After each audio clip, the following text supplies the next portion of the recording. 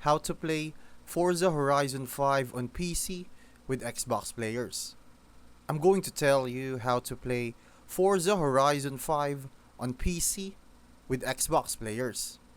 Forza Horizon 5 fully supports crossplay between PC and Xbox, so playing with your friends on console is easy. First, make sure you're signed into the same Xbox or Microsoft account on your PC, whether you bought the game through Steam or the Microsoft Store. You'll still need the Xbox app installed and running. If you're using Steam, link it to your Xbox account to enable crossplay features. From there, launch the game, go to the online tab, and make sure Horizon Life is enabled.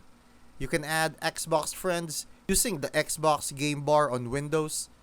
Just press Windows key plus G, search for their game tag, and send an invite. Once you're in game, you can create a convoy and invite your friends, no matter the platform. Cross platform play is smooth and automatic, so as long as everyone's online, you're good to go.